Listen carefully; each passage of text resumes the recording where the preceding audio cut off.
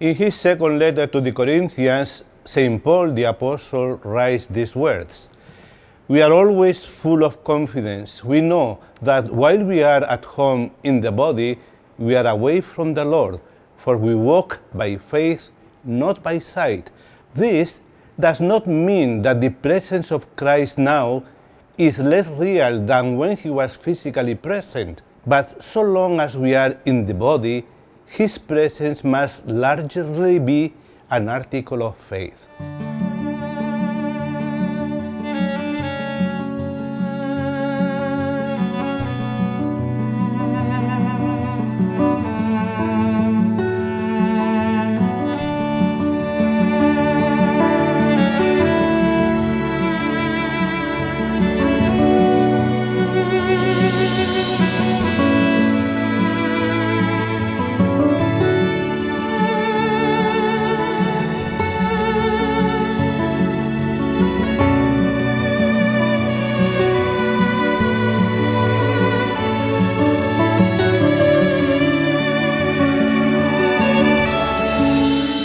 Sight is the physical vision of material things. Faith, on the contrary, is the insight which apprehends the realities of the Spirit, that is, goodness, truth, and love. Christ came to earth so that men might see him, that his physical presence might be the medium for the apprehension of the Spirit. But without the insight to see his character, his physical presence would have meant no more than that of any ordinary man. For lack of this insight, many people then, and even now, see him only as a village carpenter, the son of Joseph and Mary, a good man if you like, but no more. Walking by faith, however, does not mean that we walk entirely in the dark by a kind of blind trust.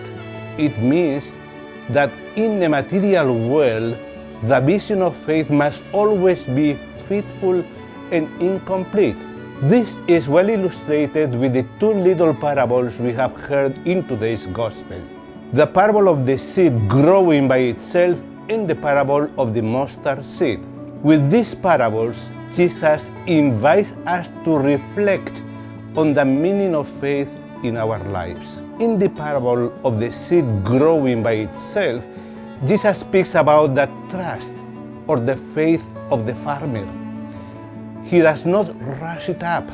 He does not see the seed growing, but he knows that the seed has the potentiality of producing a large harvest. The farmer only needs to do his job, that is, to plant it, care for it, and wait. There is a time for harvest, plentiful harvest. Surely it comes, inevitably, due to the nature of the earth, the potential of the seed, and the labor of the farmer.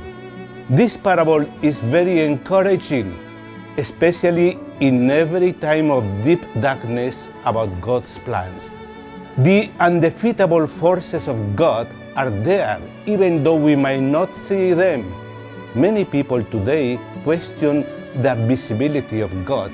Where is He in the midst of this pandemic? People are suffering. Jesus' disciples were in a similar situation to our own situation. Where is the God of Israel who promised to save them from their enemies? There is always this temptation to cut short the process of growth and understanding, the process of growth of God's plans. Jesus speaks also of a tiny seed, the mustard seed, hardly visible, the smallest of seeds. One cannot see how such a tiny seed can become such a large tree where even the birds will perch.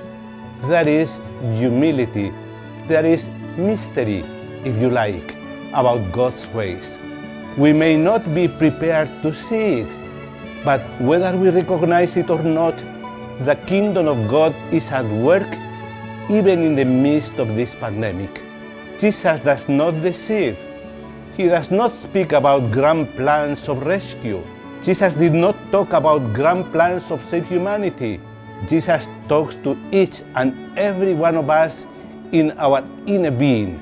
The growth of the mustard seed depends on the quality of the life of the Christians and the depth and power of fellowship with Christ and with one another. God is not going to suppress the COVID, no matter how many imperata prayers we recite, only if we complement our petitions with our action. Our task as Christians is to plant the seeds of the kingdom. As with the seed growing by itself, the disciple of Jesus must trust in the potentiality of good works to produce a bountiful harvest. This is a time to plant the seeds of the kingdom. Have faith in God. Have faith in yourselves. Do not be discouraged by small beginnings, by the apparent lack of results. Allow me to close my reflection with a prayer. O God, Creator of all things, the source of life and wisdom, the lofty origin of life, let a ray of your brilliance penetrate the darkness of our understanding. Not knowing who will reap, we are sowing, slowly but in haste, painfully grain after grain. Good intentions, good actions, smiles, prayers, and hope. Not knowing when time of harvest will arrive, let the winds carry the seeds. Let the water soak the soil. With your blessing, O God, drive away all fear. Let your gentle touch nurture the dreams of the sower. Let us embrace the ground that keeps the secret of the sower. The furrows are ready for in our hearts, while the seeds bud in hope and expectation. Our hands are stretched out to gather the fruits of your blessing and our labor.